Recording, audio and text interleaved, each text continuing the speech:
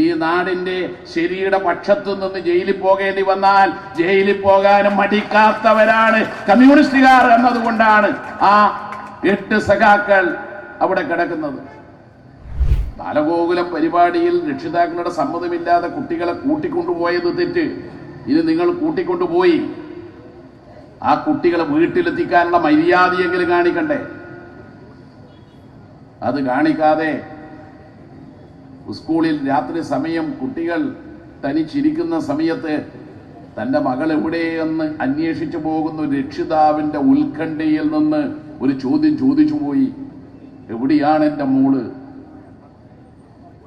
ആ ചോദ്യം ചോദിച്ചതിനല്ലേ തൊട്ടടുത്ത ദിവസം സഖാവ് ജനാർദ്ദന്റെ കാല് വെട്ടി അറുത്തെടുത്ത് ജീവനില്ലാതാക്കാൻ നോക്കിയത്? ആ ക്രിമിനലിനെ മറക്കാൻ പറ്റുമോ? ഈ നാടിന് മറക്കാൻ പറ്റുമോ? അതും ബന്ധുവായ ഒരു മനുഷ്യന്റെ മകളെ. ഇതാണോ സാമൂഹ്യ പ്രവർത്തനം? ഇതാണോ ഒരു MP ആയി തെരഞ്ഞെടുക്കപ്പെടാനുള്ള യോഗ്യത? ഈ നാട് ചോദിക്കുന്ന ചോദ്യം അതാണ്. എന്നിട്ട് ഇപ്പോ കള്ളക്കേസിൽ 8 സഖാക്കളെ കുടുക്കി ജയിലിലടച്ചതിന്റെ വീരശൂര പരാക്രമം പോലെ നാളെ ഇവിടെ നാട്ടുകാരോട് വിശദീകരിക്കാൻ ചിലർ വരികയാണ് പോലും. ആരൊക്കെയാ ഇപ്പൊ ജയിലിലുള്ളത്? അവരെ പോയി കണ്ടു. അവര് ഒളിച്ചും പാത്തുമല്ല ജയിലിൽ പോയത് കേട്ടാ. അവര് കോൺഗ്രസ്സുകാര്, RSSകാര് ചിലരിപ്പൊ കാണിക്കുന്നത് പോലെ ഫണ്ട് മുക്കിയവരല്ല. അവരേറ്റവും കൂടുതൽ പ്രായമുള്ള ആൾ അക്കൂട്ടത്തിൽ കുഞ്ഞികൃഷ്ണൻ മാഷാണ് എന്നാണ് ഞാൻ കരുതുന്നത്. 76 വയസ്സ് പ്രായമുള്ള കുഞ്ഞികൃഷ്ണൻ മാഷ്. കുഞ്ഞികൃഷ്ണൻ മാഷെ കണ്ടപ്പോ മുഖത്ത്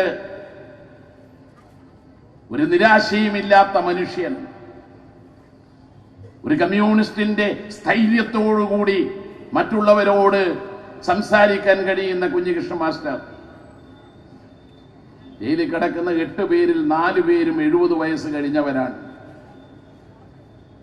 ജീവിതത്തിന്റെ അവസാന നാളുകൾ. അവരുടെ ബന്ധുക്കളെല്ലാം കൂടി ഉണ്ടല്ലോ. രവീന്ദ്ര മാഷ് ഞങ്ങൾക്ക് കാണാൻ കഴിഞ്ഞില്ല, കാരണം രവീന്ദ്ര മാഷ് ആശുപത്രിയിലാണ് ഉള്ളത്. രവീന്ദ്ര മാഷ ബന്ധുക്കളുണ്ടെങ്കിൽ ബേജാറാവുമെന്നും വേണ്ട. ഡോക്ടറോട് വിവരങ്ങൾ ഞങ്ങൾ ആരായുകയുണ്ടായി. പ്രായത്തിൻ്റെതായ അവശതയുണ്ട്. കഴിയാവുന്ന എല്ലാ ചികിത്സയും ജയിലിൽ നിന്ന് കൊടുക്കണമെന്ന് ഞങ്ങൾ സൂപ്രണ്ടിനോട് ആവശ്യപ്പെട്ടു. പക്ഷെ എന്തിനായിരുന്നു ഈ കള്ളക്കേസ്? സുപ്രീം കോടതിയുടെ വിധി ഞങ്ങളെല്ലാം അനുസരിക്കാൻ ബാധ്യസ്ഥമാണ്. ഒരു കോടതി വിധി അനുസരിച്ചുകൊണ്ടാണ് ഞാൻ ജയിലിൽ പോയത്. അതിൽ എനിക്ക് ഒരു വിഷമവും തോന്നിയിട്ടില്ല.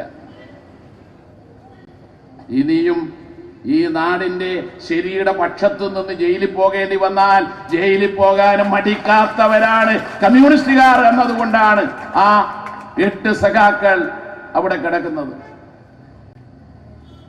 അതുകൊണ്ട് കമ്മ്യൂണിസ്റ്റുകാരിയെല്ലാം ജയിലിലടച്ചിട്ട് MP സ്ഥാനം ഉണ്ടാക്കി നാട്ടിൽ വിലസാമെന്ന് ആരതും കരുതുന്നുണ്ടെങ്കിൽ അതങ്ങ് മനസ്സിൽ വെച്ചാൽ മതി എന്ന് മാത്രമേ ഞങ്ങൾക്ക് പറയാനുള്ളൂ. ഒരു കാര്യം വ്യക്തമാണല്ലോ, മാനവിക മൂല്യങ്ങളെ അടിസ്ഥാനമാക്കിയുള്ള രാഷ്ട്രീയ പ്രവർത്തനമാണ് കമ്മ്യൂണിസ്റ്റുകാരത്. ഉരുവച്ചാലിൽ കമ്മ്യൂണിസ്റ്റുകാർ നടത്തുന്ന പാർട്ടി പ്രവർത്തനം എന്ന് പറയുന്നത് കേവലം കമ്മ്യൂണിസ്റ്റുകാർക്ക് വേണ്ടി മാത്രമുള്ള പ്രവർത്തനമല്ല. പഴശ്ശിയുടെ നാടല്ലേ ഇത്? പഴശ്ശി എന്ന് പറഞ്ഞാൽ ധീരരായ കമ്മ്യൂണിസ്റ്റ് രക്തസാക്ഷികൾ മാത്രമല്ല, ബ്രിട്ടീഷ് സാമ്രാജ്യത്വത്തെ ധീരമായി പടപൊരുതി തോൽപ്പിക്കാൻ പരിശ്രമിച്ച ധീര പോരാളികളുടെ നാടാണിത്. അതുകൊണ്ട് ആ നാട്ടിൽ നിന്ന് സാമൂഹ്യ പ്രവർത്തനം, രാഷ്ട്രീയ പ്രവർത്തനം എന്നൊക്കെ പറയുന്നത് നടത്തുന്നവരാകെ ത്യജിക്കാനുള്ള സന്നദ്ധതയോടുകൂടിയാണ്. അതല്ലാതെ എന്തെങ്കിലും സ്ഥാനങ്ങൾ കിട്ടുമെന്ന് പ്രതീക്ഷിച്ചുകൊണ്ട് രാഷ്ട്രീയ പ്രവർത്തനം നടത്താൻ വേണ്ടി വന്നവരല്ല.